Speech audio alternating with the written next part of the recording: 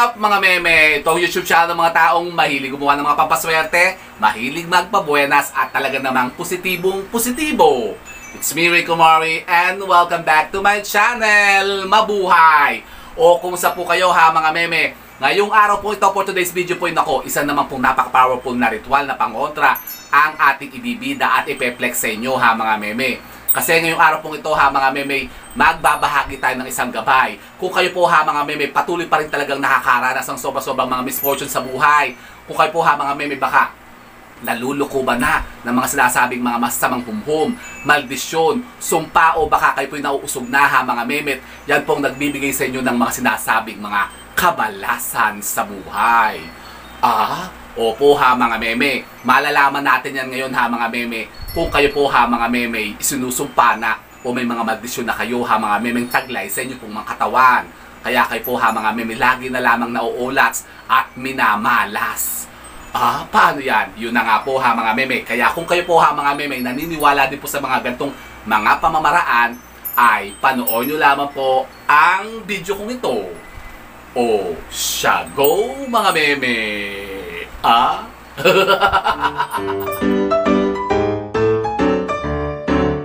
ayun na nga po ha mga meme, isang mapagpalang araw po sa inyong lahat. At ngayon nga po ha mga meme, eto na. Mayroon tayong ipeplex sa inyo ha mga meme, isang napaka-powerful na ritual na pangontra. Mabilis lang po ito ha mga meme, ito po isang dali lamang po kasi ito po ha mga meme, raw video lang po, wala na po itong mga edit-edit ha mga meme. Kasi ngayon nga po ha mga meme, meron nga po tayong ipeplex sa inyo na isang, magagamit yung pong gabay ha mga meme, para kayo naman po ha mga meme makakonta sa mga sinasabing mga misfortune sa buhay na yan, mga kamalasan, yan katulad po ha mga meme, mga usog, humhom ha mga meme, o maldisyon na maaari nga pong ipinadadala na sa inyo, hindi nyo pa po nalalaman ha mga meme, kaya kayo po yung nagkakanda, malas-malas ang buhay po ninyo. Paano? Yun na nga po. At tayo po sa ritual na ito ha mga meme, may gagamitin pong dalawang napaka-powerful na sangkap ha mga meme, na talaga naman pong pinaniniwalaan na napakainam pong pangontra sa mga sinasabing mga, yan na nga, mga negativities na yan, mga ill-negative energies na baka nga po yung nakakulapol na po sa inyo. Ano yan? Ito po ha mga meme, ang ating mayor na sangkap po dito na gagamitin ngayon, ang isang basong tubig. Tubig? Opo ha mga meme, tubig. Pero ito po ha mga meme, sasangkapan din po natin ng isa pang napaka-powerful po ha mga meme na pangontra sa mga sinasabing mga kamalasan na yan. At napakainam din po namang magbigay po ng mga sinasabing kaswertihan. Ang ating napaka-powerful po na asin. Yan, ang tubig po at asin po ha mga meme ay pagsasamahin po natin para malaman po natin ha mga meme kung merong mga ill-negative energies na nakapasok na po dyan sa inyong pong mga tahanan o maaring nakakulapol na lumulukob na sa inyong mga katawan. Paano? Ganito po ha mga meme, kayo po'y kukuha lamang po ng isang basong tubig na ganito ha mga meme sa isang kristal na baso. Kailangan po ha mga meme, malinis yung gagamitin natin na tubig. Yan, kahit ano pong klaseng tubig ha mga meme, pwede nyo pong gamitin. Pwede po yung galing sa gripo, galing po sa mga dispenser po ninyo. Pwede po yung mga mineral water ha mga meme. Pwede rin po yung mga tubig ulan o yung nasa tubig poso. Yan, pero mas maganda po ha mga meme kung kayo gagamit po ng tubig ulan kasi napaka-powerful po yan ha mga meme, yung mga tubig na galing sa ulan. Talaga ba?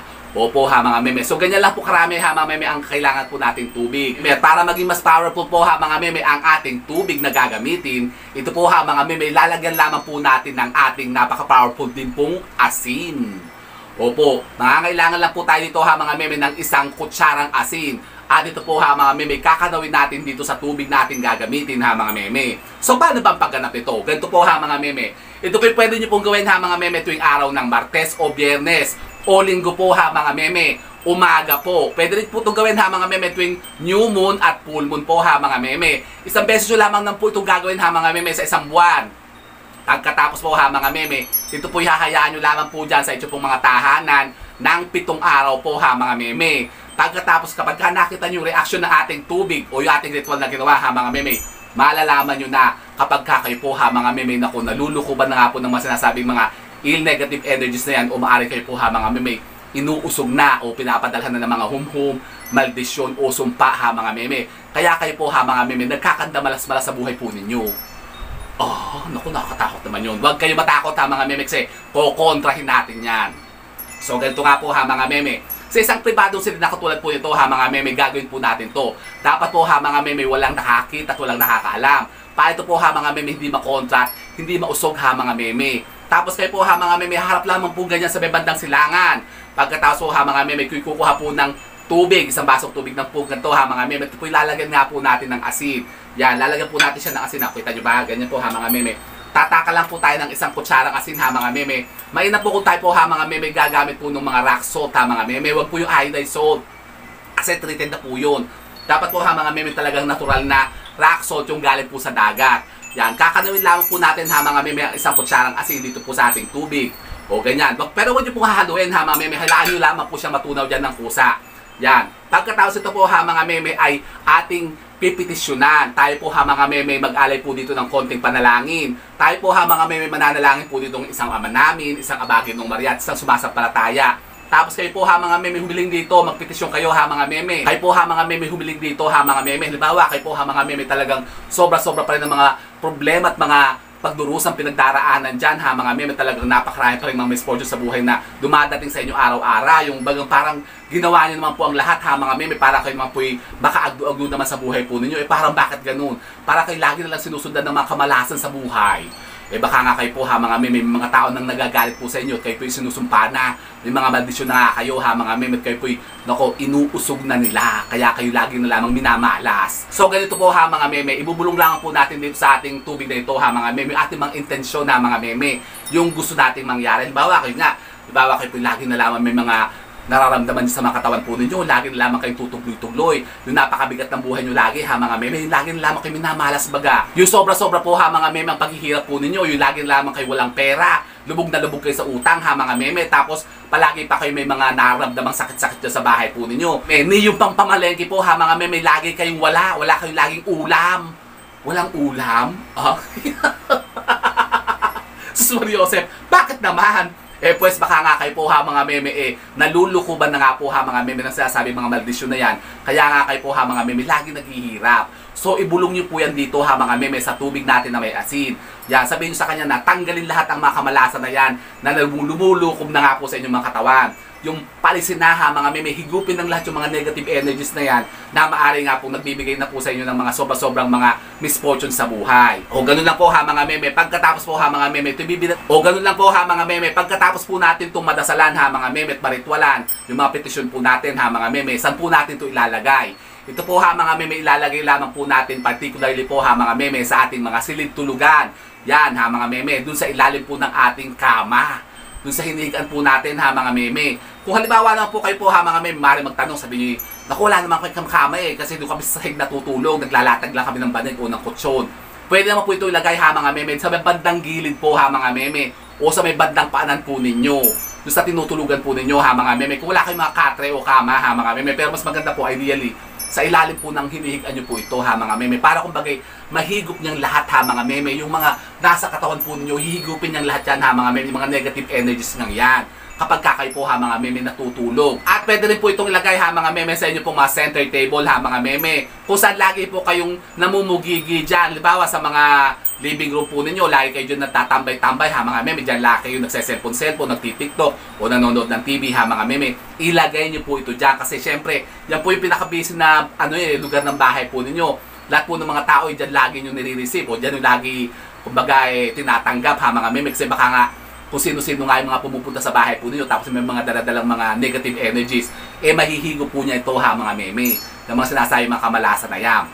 Pwede rin po ito ha mga meme doon sa mga pagpasok po ng inyo pong mga main door ha mga meme, maglagay din po kayo nito. Pwede rin po ito ha mga meme doon sa mga medyo mga kulog na mga lugar ha mga meme. Halimbawa meron kayong mga kwarto na hindi na ginagamit, baka namumugigi na dyan mga negative energy ha mga meme, maglagay din po kayo ito. Pwede po kayo maglagay ito ha mga meme kahit ilan. Pwede po kayo maglagay ng isa nito ha mga meme sa mga living room po ninyo, sa may entrance po ng pintuan po ninyo ha mga meme, sa may hagdanan at sa inyo pong mga kwarto ha mga meme. At medyo doon sa may mga papuntang CR baga, medyo mabigat kasi ang energy dyan medyo malakas kasi mga enerhiya dyan ng mga negativities.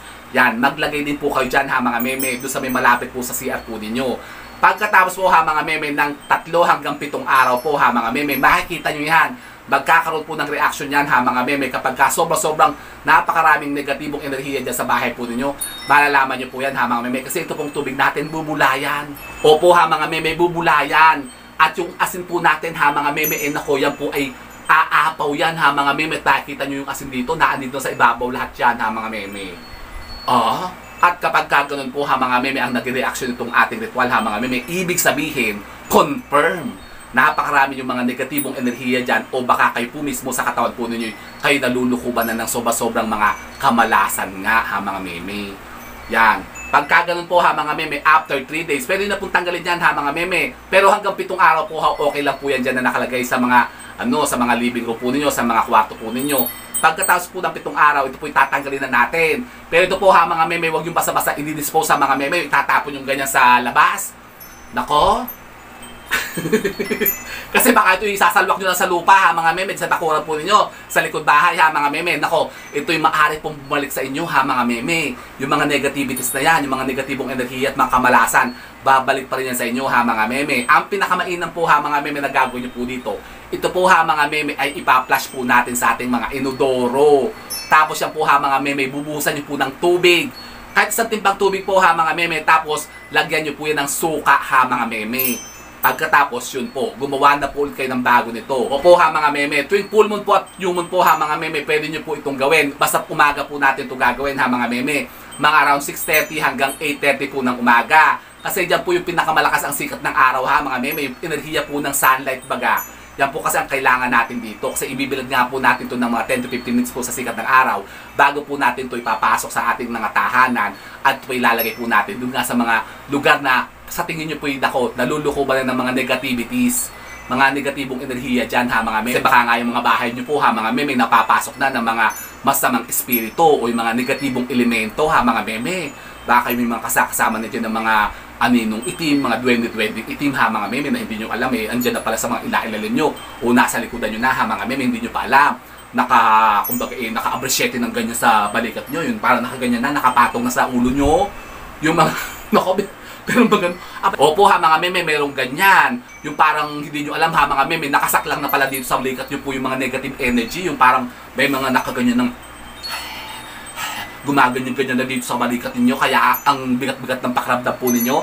Tapos lagi kayong minamalas ha mga meme. Baka kayo po ha mga meme, meron ng ganyan. Yung mga negatibong elemento, yung mga negatibong espiritu na naandito na nga. Nakasaklang na dyan sa mga balikat po ninyo. Kaya lagi kayong minamalas. Kakatakot naman. Abay ako po ha mga meme, meron ako napanood na ganyan. Korean movie po ha mga meme, dalaman lang niya na meron siya nakaganon. Nung kinunan siya ng picture ng kaibigan niya, nagpa-picture siya ha mga meme, bakit ganon? Sa picture parang may nakasaklang dito sa kanyang balikat na parang itim na animoy, parang impacto, parang engkanto, nakaganyan. Nakaganyan doon sa balikat niya dito, parang tuwan-tuwa, nakaganyan. Nakaganon sa tokos, Mariose. Baka kayo ganon na ha mga meme. Kaya kayo sobra-sobra ng kamalasan sa buhay po ninyo. Tanggalin nyo yan ha mga meme sa pamamagitan po ninyo. Malalaman nyo po yan ha mga meme kapag ka ang ating tubig ha mga meme ay bumula at umapaw yan. Aapaw dyan tsaka mga meme yung mga asin po ninyo. Malalaman nyo po yan ha mga meme, 3 araw lang po. Nako, kitang-kita nyo na yan. Nakakatakot naman yun. Abay, opo ha mga meme, mas maganda yun kasi malalaman natin yung reaction po ng tubig ha mga meme kung ang mga bahay po ninyo yung nako, infested na namang sinasabing mga negative energies na ganyan. Kaya kayo po ha mga meme, lagi lang ino-olats. Di ba ga? Yun nga po ha mga meme, isang form po kasi yan ha mga meme ng cleansing ritual ha mga meme, ang tubig at asin. Opo ha mga meme, gawin nyo po ito para kayo po ha mga meme makalaya na. Para kayo naman po ha mga meme, swertihin naman. Para magkapera na kayo ha mga meme. Ganun lang po ha mga meme. Tapos, pwede po natin itong ulit-ulitin ha mga meme tuwing araw ng Martes at Biyernes po ha mga meme. O kung full moon at new moon ha mga meme. Basta't ito po ha mga meme, gagawin nyo po dapat na talagang kayo po'y 100% na naniniwala dito ha mga meme. Basta't gagawin nyo po ito ng kayo po ha mga meme, talagang 100% po na naniniwala po dito. Kasi baka nga ito po ha mga meme, susubukan nyo pong gawin. Pero kayo naman po ha mga meme, napakarami ng pong pagdududa ha mga meme at pag-aalin lang sa mga sarili po ninyo. Hindi kayo naniniwala. Huwag nyo na po itong gawin ha mga meme kasi baka hindi rin po yan gumana sa inyo ha mga meme. Pero yun na nga po ha mga meme, kung kayo man po talaga ha mga meme naniniwala sa mga gantong mga gawain at gantong mga pamamaraan, wala naman po sigurong dahilan ha mga meme para ito po hindi nyo rin po subukan gawin ha mga meme. Kasi malay nyo, ito na po ha mga meme makatulong po sa inyo para matanggal na yung mga sinasabing mga kamalasan na yan na maaari nga pong nakalukom na sa mga katawan po ninyo.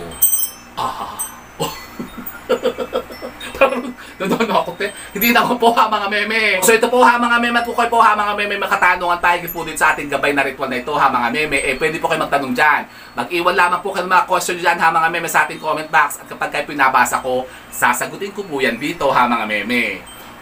So po ha mga meme, sana po may napulot ng mga bagong idea at kaalaman sa pagkontra naman sa mga sinasabing mga kamalasan na yan. And so with that mga meme, keep safe and God bless. Thank you for watching. And don't forget to subscribe my channel. I know you like it.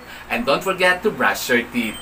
Bye mga meme. No bashing.